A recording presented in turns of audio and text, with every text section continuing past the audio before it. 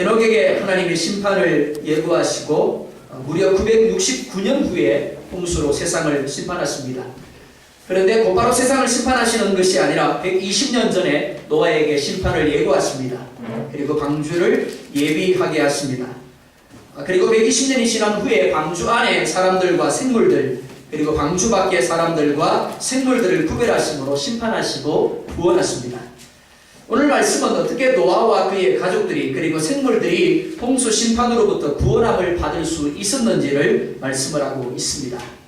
먼저 9절 말씀을 보면 이렇게 말씀을 하고 있습니다. 우리 9절 말씀 같이 보도록 하겠습니다. 시작. 이것이 노아의 조건이라. 노아는 의인이요 당대의 완전한 자라. 그는 하나님과 의인하였으며. 아멘. 9절은 노아에 대하여 이렇게 말합니다. 그는 의인이었다. 당대 완전한 자였다. 완전하다라는 말, 원문을 보면 원래 완성된 제품을 가리키는 말, 그렇게 되어 있습니다. 객관적으로 볼 때 아무런 흠이 없는 상태를 말합니다. 완벽한 그리고 충분한 상태를 가리킵니다.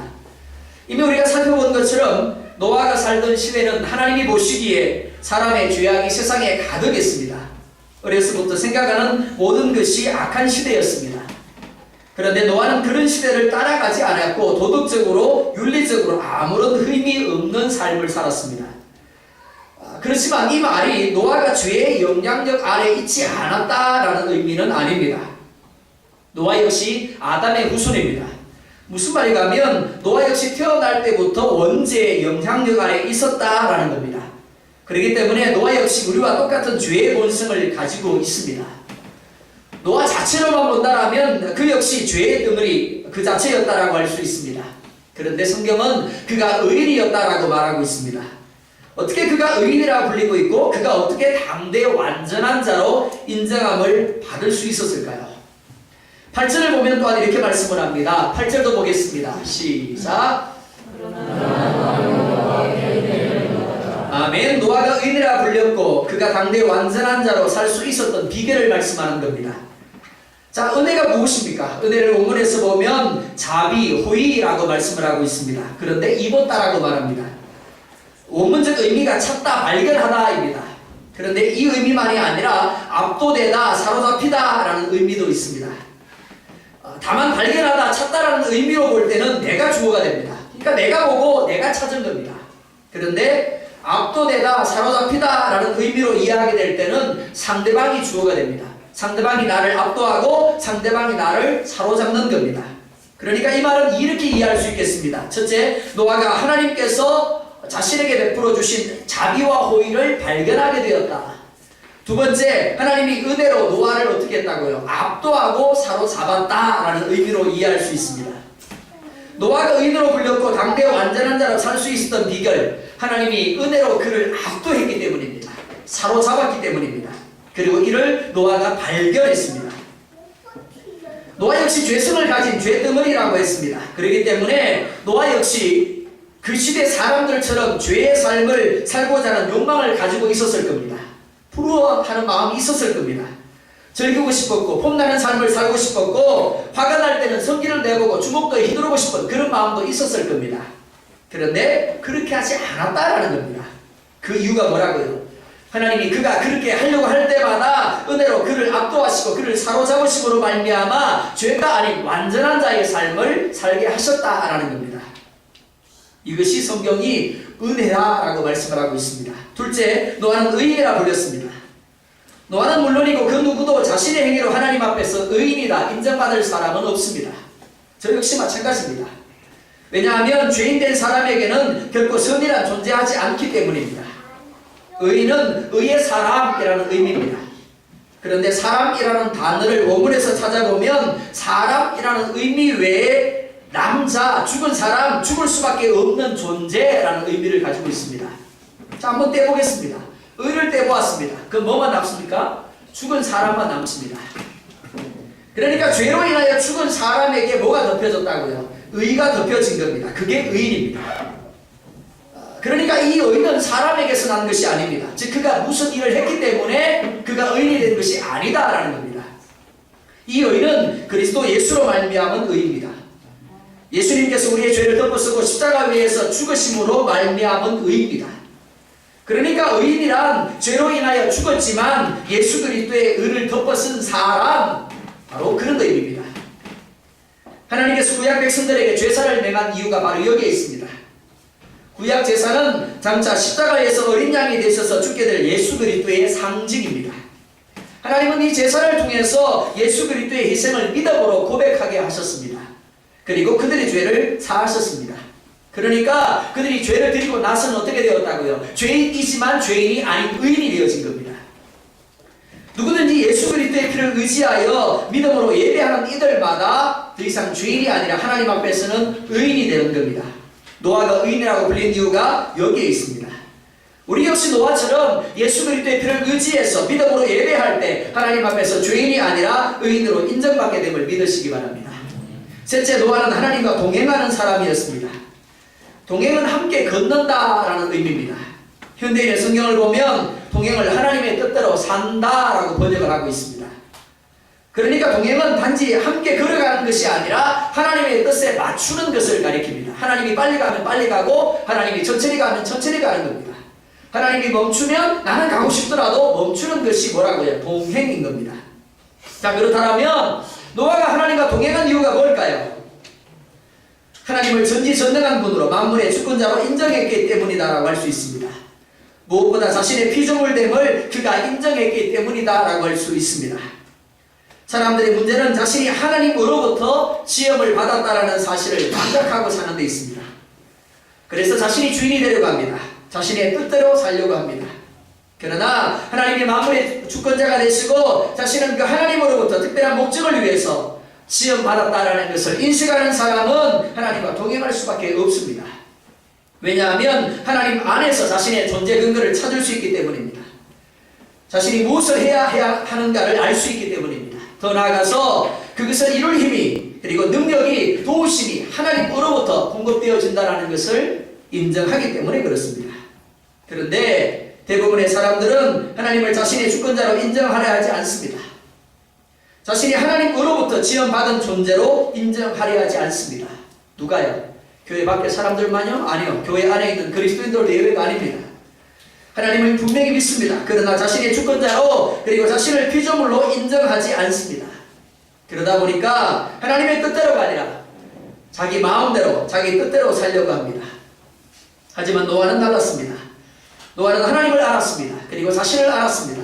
하나님 없이는 자신은 아무것도 아니다라는 것을 알았습니다. 그래서 범사에 하나님께 나아갔습니다. 그리고 하나님 앞에 물었습니다. 그리고 하나님이 주시는 답을 가지고 하나님의 도우심을 구하며 하나님께 순종하는 동행하는 삶을 살았던 겁니다. 13절과 14절을 보면 이렇게 말씀을 하고 있습니다. 우리 13절과 14절도 같이 보겠습니다. 시작. 하나님이 노아에게 이르시되 오늘을 중에서 그들은 나의 앞에 있었으니 내가 그들과 함께 하리라. 너희 목표는 아멘. 예, 거기까지만 보겠습니다. 하나님과 동행한 노아의 삶의 특징, 노아 방주에 이르러 절정을 이루었다라고 할 수 있습니다. 노아의 시대의 상황이 어떠했는가를 이미 살펴본 바가 있습니다. 가인의 후손들이 번성했습니다. 각종 문화를 발전시켰습니다. 그들은 그 당시에 성공한 자가 되었습니다. 성경은 그것을 가리켜서 네피림이라고 말합니다. 그들은 네피림이 되어서 사람들을 위해 군림했습니다. 뿐만 아니라 셋의 후손들까지 세속화되어서 거룩함을 잃어버린 상황입니다. 악이 득세합니다. 의가 힘을 발휘하지 못하는 상황입니다. 믿음의 사람들이 생각하기에 하나님이 계시다라고 한다면 도대체 이 세상이 이렇게 굴러갈 수가 없어 라고 생각할 수밖에 없는 상황입니다. 결코 하나님의 심판을 생각할 수 없는 상황입니다. 그런데 바로 그때 하나님이 노아를 찾아오십니다. 그리고 세상을 심판하시겠다라고 방주를 만들라고 말씀을 합니다. 그리고 노아는 120년 동안 방주를 만들게 됩니다. 말이 120년이지 얼마나 긴 시간인지 모릅니다. 더군다나 그는 선박 전문가가 아닙니다. 선박을 만들어 본 경험이 전혀 없습니다. 그렇다고 한다면 그는 분명 하나님을 향하여 묻고 싶은 것이 너무나 많았을 겁니다. 그런데 오늘 성경은 그가 하나님 앞에 물었다라고 말하고 있지 않습니다. 그가 하나님을 향하여 따졌다라고 말하고 있지 않습니다. 그가 하나님 말씀을 듣고 난 이후에 그가 어떻게 해야 될 것인지를 계산했다라고도 말하고 있지 않습니다. 단지 그는 묵묵히 순종하였을 뿐입니다. 120년이라는 시간 동안 한치의 흔들림이 없이 오직 하나님의 말씀대로 방주를 만들었을 뿐입니다. 22절을 보면 이렇게 말씀을 합니다. 22절도 같이 보겠습니다. 시작.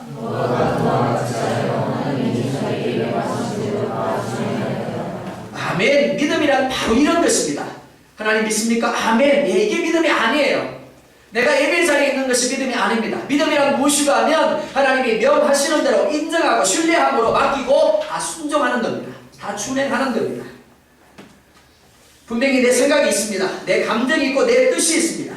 그러나 하나님이 말씀하실 때 그것이 옳다는 것을 인정하는 것이 믿음입니다. 그리고 내 생각을, 내 뜻을, 내 감정을 내려놓고 말씀대로 다 준행하는 것이 믿음인 줄 믿으시기 바랍니다. 하나님을 믿는다라고 합니다. 그러나 하나님의 말씀을 준행하지 아니하고 자신의 생각과 자신의 뜻과 자신의 감정대로 사는 사람은 결코 하나님을 믿는 것이 아닙니다. 예수님도 마태복음 7장 21절에서 하늘에 계신 내 아버지의 뜻대로 행하는 자라야 천국에 들어갈 것이다 라고 말합니다. 왜요? 그렇게 하는 사람이 믿는 사람이기 때문에 그렇습니다. 노아가 하나님과 동행한 배경에는 또 다른 사람이 있습니다. 바로 무두셀레가 있습니다. 에녹이 무두셀레를 낳습니다. 그리고 300년 동안 하나님과 동행하였더라 라고 말하고 있습니다. 이미 살펴보았습니다. 에녹이 무두셀레를 낳고 300년 동안 하나님과 동행한 이유가 무엇이라고 그랬습니까? 무두셀레가 죽게 되면 하나님의 심판이 세상에 올 것이다 라는 경고를 받았기 때문입니다. 무두셀레의 이름이 바로 그렇습니다. 그가 죽으면 세상에 심판이 올 것이다. 무두셀레가 죽으면 분명히 하나님의 심판이 오게 됩니다. 그런데 무두셀레가 243세 되던 해 아담이 죽습니다. 그리고 하나님과 동행하던 아버지 에녹이 365세 되던 해 죽음을 맛보지 아니하고 하늘로 올라가게 됩니다. 아담은 죄를 지은 인류는 반드시 죽을 수밖에 없다라는 것을 보여주는 대표적인 케이스였습니다. 반면에 에녹은 하나님과 동행하면 죽음을 보지 않고 옮겨갈 수 있다라는 것을 보여준 케이스라고 할 수 있습니다. 무두셀라는 아담의 죽음도 보았습니다. 그리고 그 아버지 에녹의 옮겨감도 목도하였습니다. 그리고 그의 나이 849세 때, 노아의 나이 480세 때 하나님이 노아를 찾아오셔서 하나님의 심판을 준비하게 했습니다. 자, 여러분들에게 묻습니다. 하나님이 노아에게 방주를 만들라고 하시고 심판을 말씀하실 때 가장 확신을 가지고 들은 사람이 누구였을까요? 1번 노아, 2번 무두셀라. 누구였을까요? 한번 대답해 보십시오. 노아였을까요? 아니요, 무두셀라였습니다. 그는 태어날 때부터 계속해서 그 아버지로부터 세대 아닌 세대를 당했을 겁니다. 야, 네가 죽으면 하나님의 심판이 와. 세상의 심판이 온 거야. 계속해서 그의 이름이 불릴 때마다 하나님의 심판을 생각했을 겁니다. 그런데 왔다고요? 안 왔다고요? 안 왔습니다. 첫 시조인 아담이 죽을 때도 그의 아버지 에녹이 옮겨가는데도 불구하고 세상의 심판이 올 기미는 보이지 않았습니다. 악은 드득세하고 의인들은 계속해서 고난을 당하고 있었습니다. 그런데 드디어 하나님이 노아에게 말씀하십니다. 내가 120년 후에 세상을 심판할 것이다. 그렇기 때문에 이 심판의 소식을 가장 확신을 가지고 들은 사람은 당연히 무두셀라였을 겁니다. 그리고 노아가 120년 동안 방주를 짓는 데 있어서 가장 가까이에서 협력하고 격려한 사람도 당연히 무두셀라였을 겁니다. 그리고 마침내 그의 나이 969세 때, 노아의 나이 600세 때에 하나님의 심판이 이 땅에 임하게 됩니다. 히브리서 11장 7절을 보면 이렇게 말씀을 합니다. 또한 같이 보겠습니다. 시작. 믿음으로 노아는 아직 보이지 않는 일에 경고하심을 받아 영향으로 방주를 준비하여 그 집을 구원하였으니 이로 말미암아 세상을 정죄하고 믿음을 따르는 그의 성도가 아멘. 노아가 하나님 앞에서 완전한 자가 되었고 그가 하나님과 동행하는 삶을 살 수 있었던 비결 중에 하나가 뭐라고요? 바로 무두셀라의 경고라고 할 수 있습니다. 또한 하나님의 경고하심이라고 할 수 있습니다. 노아는 하나님을 통해서 그리고 무두셀라를 통해서 심판에 대한 경고를 듣습니다. 그리고 그 다음에 어떻게 했다고요? 그것을 믿음으로 받아서 하나님과 동행한 겁니다. 동행이란 세상의 문화를 따르지 아니하고 다수의 소리를 따르지 아니하고 오직 하나님의 말씀, 하나님의 계시를 따라가는 겁니다. 그래서 노아는 세상 모든 사람들이 먹고 마시고 즐기는 삶을 살 때 오직 하나님의 말씀을 따라 방주를 예배하는 삶에 온전히 들였던 겁니다. 마태복음 24장은 예수 그리스도의 재림의 때가 노아의 때와 같을 것이다 라고 말씀을 하고 있습니다. 여러분들에게 묻습니다. 예수 그리스도의 재림을 믿습니까? 예수님이 올라가시면서 그 광경을 바라보고 있는 제자들을 향하여 천사가 말합니다. 너희가 본 그대로 예수님이 속히 오시리라. 그런데 몇 년이 지났습니까? 2000년이 지났습니다. 무두셀라가 죽으면 세상 가운데 심판이 올 것이다. 969세를 살 동안 하나님의 심판이 올 징조는 전혀 보이지 않았습니다. 오히려 악은 더 득세하고 있었습니다. 그래서 하나님이 세상에 대한 심판을 거두셨나 라고 생각할 정도였습니다. 아니요. 무두셀라 나이 849세 때에 하나님은 노예에게 방주를 예배하시고 120년 후에 비로소 세상 가운데 말씀하신 심판을 임하게 하심을 볼 수 있습니다. 마찬가지입니다. 2000년이 지났습니다. 그러나 분명한 것은 예수님이 반드시 다시 오신다라는 겁니다. 예수님이 언제 오실지는 알지 못하지만 예수님이 말씀하신 대로 그 징조가 이미 우리 가운데 이루어졌고 예수님이 오실 그때가 우리 가운데 가까웠음을 우리는 알고 있습니다. 그러나 문제가 무엇입니까? 하나님이 말씀하신 대로 교회가 배도하고 있습니다. 그리스도인들이 빛을 잃어버리고 교회가 짠맛을 잃어버리고 있습니다. 예수님의 재림을 믿는다라고 하지만 실상 노아처럼 무두셀라처럼 예수님의 재림을 준비하는 이들이 많지 않은 걸 우리는 인정할 수밖에 없습니다. 그래서 주님은 말씀합니다. 내가 말씀에 믿는 자를 보겠느냐. 오늘 주님의 때 노아처럼 믿음으로 하나님과 동행하며 완전한 자로 주님의 재림을 준비할 수 있는 이들을 찾고 있습니다. 저와 여러분들이 바로 그런 또 다른 노아가 될 수 있기를 주의 이름으로 축원드립니다. 두 번째로 하나님은 노아에게 방주를 만들라고 하시면서 구체적으로 그가 방주를 어떻게 만들어야 하는가를 가르쳐주고 있습니다. 15절과 16절 또한 같이 보겠습니다. 시작. 내가 만들 방주는 이러하니 그 위에 사람들이 너는 50집이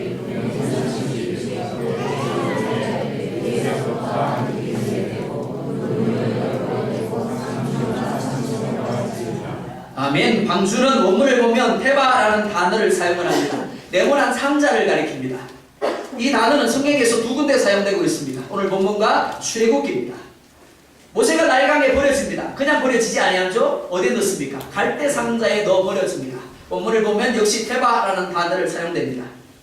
모세가 버려졌던 갈대 상자와 하나님이 노아에게 만들라고 하신 방주 사이에 공통점이 있음을 발견하게 됩니다. 자, 노아의 방주의 길이가 얼마라고요?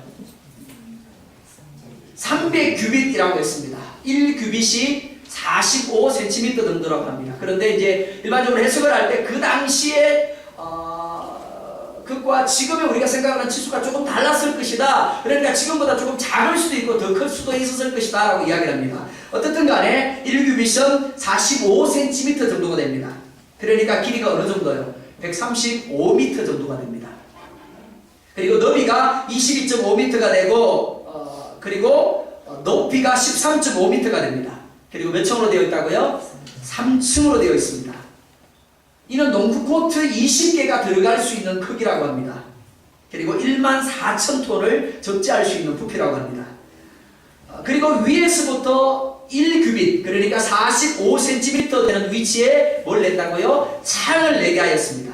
그리고 문은 옆으로 내게 하셨습니다. 하나님이 노아에게 만들어 가신 방주 결코 작은 배가 아닙니다. 대형 수송선입니다. 그런데 이상한 것이 있습니다. 방주는 사방이 막혀 있습니다. 옆에 있는 문도 홍수 시에는 하나님이 닫아버렸습니다. 따라서 노아가 밖을 볼 수 있는 곳은 창밖에 없습니다. 그런데 이 창은 밖을 보기 위한 목적으로 만들어진 것이 아님을 알 수 있습니다. 왜요? 위에서부터 45cm 되는 위치에 만들었기 때문에 그렇습니다. 만약 밖을 하기 위해서 만들었다고 한다면 노아의 키에 맞는 정도의 창을 만들게 했을 겁니다. 따라서 이 창은 밖을 보기 위한 것이 아니라 공기 순환을 위한 것임을 알 수가 있습니다. 그러니까 하나님은 노아에게 어떻게 했다고요? 아예 밖을 보지 못하게 하셨다는 겁니다. 또 하나, 대형 수송선이라고 한다면 당연히 뭐가 있어야 될까요? 엔진이 있어야 됩니다. 그리고 또 뭐가 있어야 됩니까? 닻이나 방향을 조절할 수 있는 키가 있어야 맞습니다. 그런데 하나님이 노아에게 말씀하신 방주는 엔진도 없고 닷도 없고 방향을 조절할 수 있는 키도 없습니다. 무슨 말인가 하면 이 방주는 결코 노아의 의지대로 움직이는 것이 아니라는 겁니다. 노아의 가족들이 방주에 들어간 후에 그들이 할 수 있는 것 아무것도 없었습니다. 밖을 내다볼 수도 없었고 방향을 조절해서 자신이 원하는 대로 갈 수도 없었습니다. 머물 때와 나가야 할 때를 스스로 결정할 수도 없었습니다. 오직 믿음으로 하나님께 모든 것을 맡길 수밖에 없었습니다. 하나님 알아서 하세요. 그냥 던져놓을 수밖에 없었던 겁니다. 이는 갈대 상자에 던져진 모세도 마찬가지입니다. 갈대 상자에 담겨 나일강에 던져진 모세가 무엇을 할 수 있었을까요? 아무것도 없습니다. 모세가 할 수 있는 것도 그가 해야 하는 것도 아무것도 없었습니다. 오직 하나님을 신뢰하며 하나님 앞에 맡기야만 했습니다. 그 결과가 무엇입니까? 사실은 출렁이는 물 위에 떠있는 작은 상자이기에 언제라도 잘못될 수 있는 가능성이 있습니다. 그러니까 인간적으로 보면 불안합니다. 두려워요. 염려할 수밖에 없습니다. 그런데 하나님은 그 갈대 상자를 지켜주십니다. 그리고 정확하게 갈대 상자를 누구에게요? 바로의 공주의 딸에게 인도하십니다. 그래서 계획하신 대로 그의 양자가 되어서 궁중에서 40년 동안 리더로서의 훈련을 받게 하심을 볼 수가 있습니다.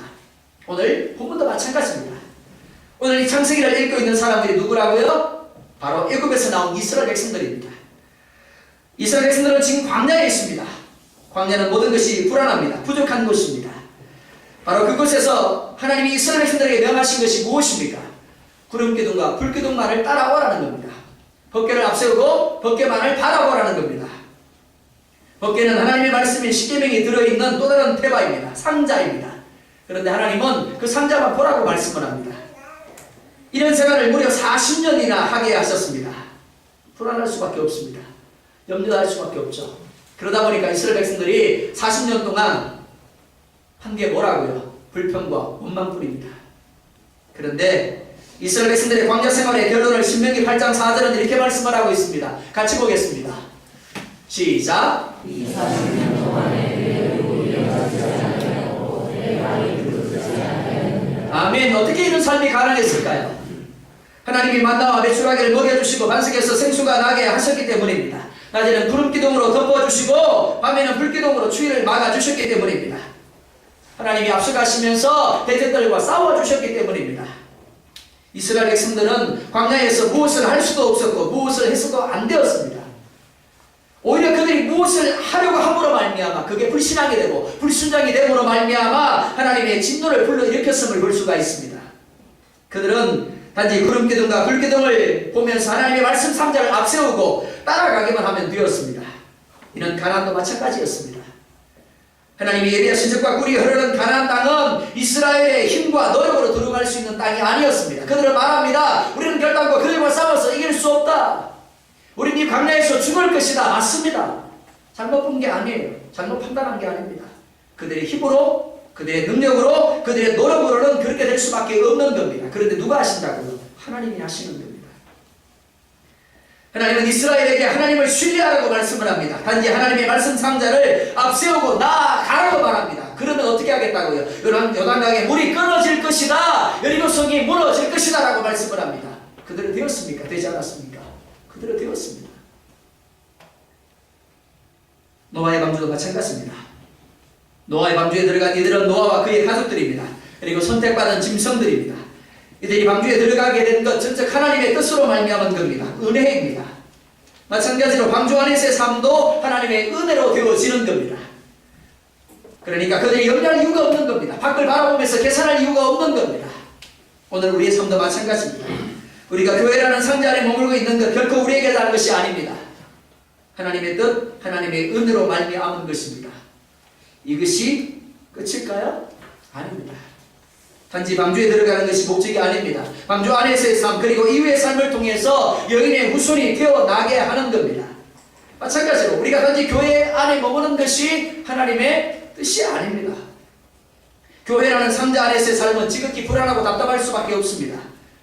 창이 하나 있기는 한데 밖을 내다볼 수 없습니다. 그 창은 단지 영적인 공기순환을 위한 도구일 뿐입니다.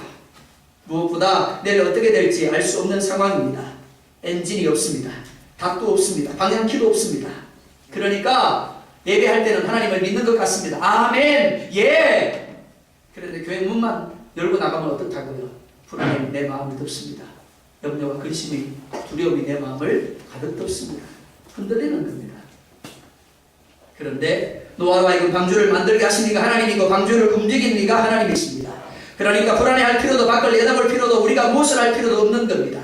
단지 기도의 창을 통해서 하나님과의 만남을 통해 시간 하나님의 뜻을 분별하기만 하면 되는 겁니다.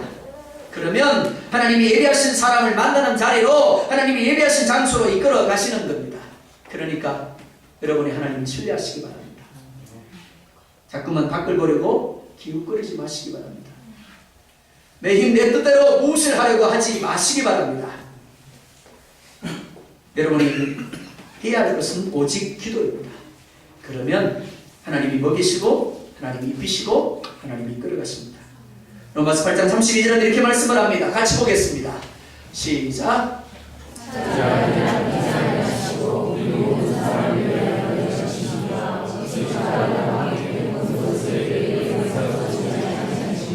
아멘. 하나님이 여러분의 삶의 운전자가 되시며 공급자가 되심을 믿으시기 바랍니다. 가지는 단지 나무에 붙어 있기만 하면 됩니다. 그러면 나무가 알아서 열매를 맺게 해주는 겁니다. 세 번째로 이 방주에 누가 들어가게 되었는가를 말씀을 합니다. 17절 말씀 또한 같이 보겠습니다. 시작.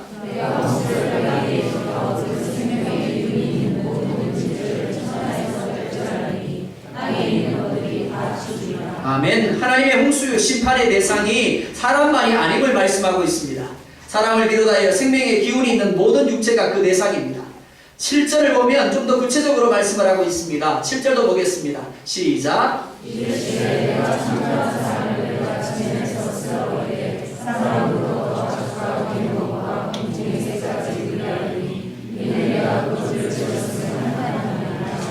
아멘. 자, 죄를 짓고 나쁜 짓을 한 것은 누구입니까? 사람입니다.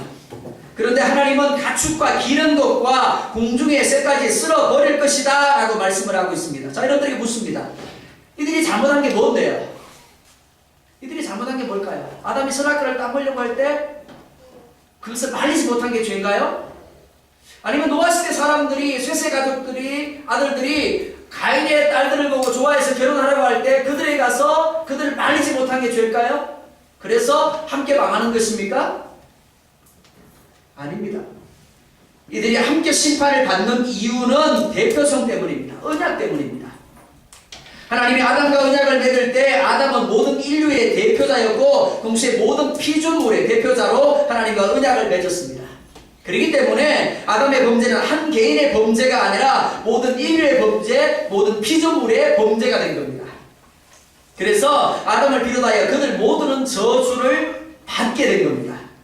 오늘 11절과 12절 보면 이렇게 말씀을 합니다. 11절과 12절 또한 같이 보겠습니다. 시작.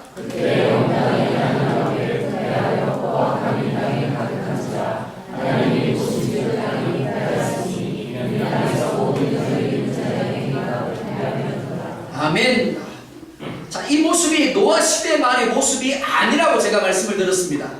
아담의 범죄에 의해 세상은 늘 그랬습니다. 하지만 하나님은 심판을 보류하셨습니다. 왜냐하면 하나님을 향한 피의 제사, 믿음의 제사가 드려지고 있었기 때문에 그렇습니다. 셋의 후손들이 세상을 대표하여 죄를 중보하고 있었고 하나님께 사죄 예배를 하고 있었습니다. 그래서 그 중보의 기도를 받으시고 보류하시고 보루하시고 용서하시고 계셨던 겁니다. 은혜를 베풀어 주셨던 겁니다. 그런데 문제가 뭐라고요? 셋의 후손들이 세속화되면서 예배가 폐하여진 겁니다. 중보하는 일을 중단하게 되었습니다. 그러니까 하나님의 진노, 하나님의 심판을 막을 만한 것이 존재하지 않게 된 겁니다. 하나님이 제사를 통해서 예배를 통해서 세상을 보시면 은혜를 베푸시는데 예배가 사라져버리니까 그들이 있는 모습 그대로 하나님이 보시고 진노하실 수밖에 없는 겁니다. 예배는 두 가지 의미를 가지고 있습니다. 첫째는 죄에 대한 하나님의 진노에 대하여 자비를 구하는 의미가 있습니다. 용서해 주십시오 라는 것이 예배의 첫 번째 의미입니다. 두 번째는 죄를 사하시고 진노를 거두심에 대하여 하나님의 은혜에 대하여 감사합니다. 살려주셔서 감사합니다. 축복하셔서 감사합니다. 이게 예배입니다. 그러니까 이 예배가 우리를 살리고 세상을 살립니다. 이 예배가 우리를 축복하고 세상을 축복하는 통로가 되어지는 겁니다. 하나님의 은혜를 누리는 통로가 되게 하는 겁니다. 그런데 그 제사가 예배가 폐하여지니까 하나님의 진노가 그대로 임할 수밖에 없는 겁니다. 그리고 그 대상은 아담으로부터 저주를 물려받은 사람과 모든 피조물입니다. 이것이 노아 홍수의 실상입니다. 그런데 18절을 보면 이렇게 말씀을 합니다. 18절 또한 같이 보겠습니다. 시작.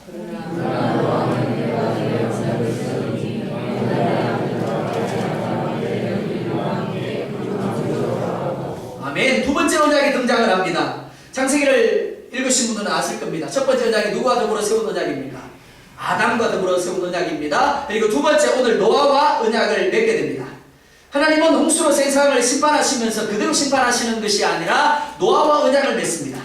그리고 노아와 그 가족들 그리고 모든 새와 가축과 땅에 기는 것을 그 종류대로 둘씩 방주로 들어가 생명을 보존하게 하라고 말씀을 합니다. 노아와 그 가족들 그리고 모든 생물을 각기 암수 한 상씩이 구원을 받은 이유가 무엇인가를 말씀하는 부분입니다. 그들이 어떻게 방주에 들어가게 되었는가? 오늘 성경은 그들이 가진 어떤 조건이 아니라고 말합니다. 무슨 말인가 하면 그들이 특별히 착했고 선행을 많이 했기 때문이 아니라는 겁니다. 자, 한번 생각을 해보시겠습니까? 여러분들이 하나님입니다. 여러분들이 하나님이 되어서 이제 짐승들을 곤충들을 노아의 방주에 태워야 합니다. 뭘 태우시겠습니까? 바퀴벌레를 태워야 됩니까? 태우지 말아야 됩니까? 못생겼고 혐오스럽고 더럽기 때문에 태우지 말아야 된다. 그럴까요? 자, 여러분들이 묻습니다. 하나님이 노아에게 바퀴벌레를 태우라고 하셨을까요? 태우지 말라고 하셨을까요? 태웠습니다. 태웠습니다. 만약에 태우지 않았다면 지금 존재할 리가 없는 겁니다. 그죠? 모든이라고 말씀하셨으니까 분명히 태웠을 겁니다. 무슨 말인가 하면 그들이 가진 어떤 조건이 그들이 태워지고 태우지 않은 것이 아니라는 겁니다. 하나님과 더불어 맺은 언약 때문에 태워지고 태워지지 않았습니다. 아담이 모든 피조물의 대표자가 되어서 하나님과 언약을 맺었던 것처럼 노아 역시 모든 피조물의 대표자가 되어서 하나님과 언약을 맺은 겁니다. 누구든지 이 언약 안에 있게 되면 그가 어떤 존재인 것과는 상관없어요. 사람이 보기에는 혐오스럽고 보기만 하면 소리 지를지라도 태워야 하는 겁니다. 언약 안에 있으면 구원함을 받는 겁니다. 그러나 아무리 예쁘고 아무리 잘생겼고 아무리 태워주고 싶어도 언약 밖에 있으면 할 수 있다고요? 없다고요? 없는 거예요. 요한복음 3장 16절을 보면 이렇게 말씀을 합니다. 같이 보겠습니다. 시작. 하나님이 세상을 이처럼 사랑하사 독생자를 주셨으니 이는 저를 믿는 자마다 멸망치 않고 영생을 얻게 하려 하시니라. 아멘. 누구든지 그리스도라는 언약 안에 있으면 어떻게 될 것이라고요? 멸망치 않을 것이며 영생을 얻을 것이다 라고 말씀을 하고 있습니다. 노아는 장차 오실 예수 그리스도를 상징적으로 보여주고 있습니다. 그리고 방주는 예수 그리스도를 통하여 세워질 교회를 상징적으로 보여주고 있습니다. 아담 안에 있었던 사람과 피조물들은 자신의 근거와 자신의 뜻과는 상관없이 홍수 심판의 대상이 될 수밖에 없었습니다. 왜냐하면 그들에게는 유전된 아담의 저주가 함께하고 있었기 때문입니다. 하지만 노아의 언약 안에 있는 18명의 가족들과 모든 생물의 각기 암수 한 상씩은 구원을 받을 수 있었습니다. 그 근거가 뭐라고요? 바로 언약입니다. 그리스도 안에 있는 언약이 그들로 하여금 방주에 탈 수 있는 자격을 얻게 한 겁니다. 그래서 요한복음 10장 10절은 하반절은 이렇게 말씀을 하고 있습니다. 같이 보겠습니다. 시작. 내가 무엇을 알고 생명을 얻게 하고 또 풍성히 얻게 하려 함이라. 자, 내가 생명을 어떻게 하고요? 얻게 하고라고 말합니다. 우리가 이게 생명을 가지고 있다고 한다면 새롭게 얻게 할 이유가 없는 겁니다. 생명이 없기 때문에, 죽었기 때문에 예수님께서 그로 말미암아 우리에게 생명을 주신다라고 말합니다. 뭐 안에 있으면요? 그리스도 안에 있으면, 언약 안에 있으면 우리가 생명을 얻게 된다는 겁니다. 그것만이 아니죠. 우리의 삶으로 하여금 그리스도 예수가 가진 그 모든 것들을 풍성히 얻게 하기 위하여, 잃어버린 것들을 얻게 하기 위하여 오셨다라고 말합니다.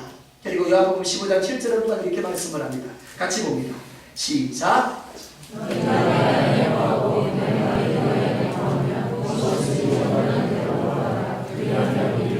자, 조건이 무엇입니까?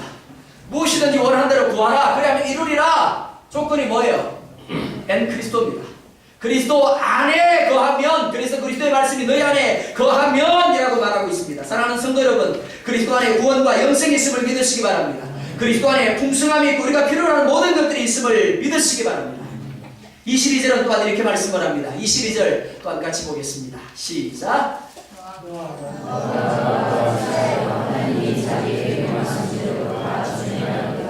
아멘.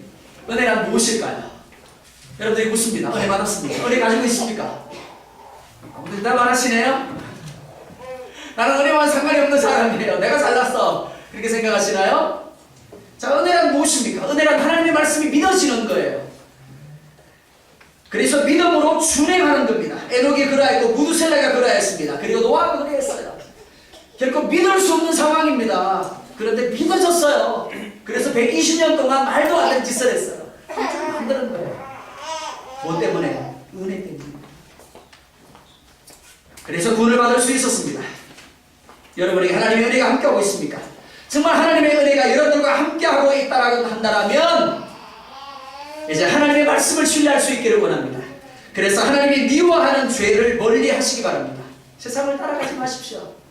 여러분들이 하나님을 믿습니다. 내가 은혜 받았습니다. 근데 난 세상 따라갑니다. 은혜 받은 게 아니에요. 하나님 믿는 게 아니에요. 그러면서 내가 천국에 들어간다? 아니요. 하나님 결코 속는 분이 아닙니다. 정말 여러분들이 은혜를 받았다고 한다면 하나님의 말씀을 신뢰해야 되고 죄를 멀리할 수 있어야 되고 세상을 따라가지 말아야 합니다. 여러분이 예수 그리스도의 십자가의 은혜의 옷을 입고 있다면 이미 여러분은 의인입니다. 바라기는 이제 의인의 생각을 가지시기 바랍니다. 의인답게 말을 하시고 의인의 태도를 가지고 온전한 자로 사시기 바랍니다. 무엇보다 주님이 오실 때까지 예배를 통하여 여러분 자신을 그리고 여러분의 가족을 여러분들의 이웃들을 그리고 이 땅과 열방들을 위하여 중보하는 사명을 감당하시기 바랍니다. 여러분들이 예배를 표할 때 여러분들에게만 문제가 생기는 게 아니에요. 여러분들이 예배를 통하여 중보해야 될 이 땅이 여러분들의 중보하지 않음으로 말미암아 변화되지 못하는 겁니다. 회복되지 못하는 거예요. 하나님의 진노가 임할 수밖에 없는 겁니다. 바라기는 예배를 여러분들 가운데 회복하시기 바랍니다. 그리고 예배를 통하여 여러분 자신과 세상을 중보할 수 있기를 원합니다. 무엇보다 삶의 순간순간마다 하나님과 동행하면서 하나님께 물으세요. 하나님 내가 무엇을 하기를 원하십니까? 어떻게 하기를 원하십니까? 라고 물으세요. 여러분들 앞서가는 삶이 아니라 상자를 앞세우세요. 그 상자만을 바라보십시오. 따라가십시오. 그래서 하나님과 동행하면서 예수 그리스도의 제 이름을 정말 노아처럼 준비할 수 있는 나는 제 이름을 준비하는 사람이다 라는 그 증거를 가질 수 있는 그래서 주님이 오실 때 여러분들의 이름이 불려지고 주님의 재림의 잔치에 함께할 수 있는 여러분들 될 수 있기를 주의 이름으로 축원드립니다. 기도하겠습니다.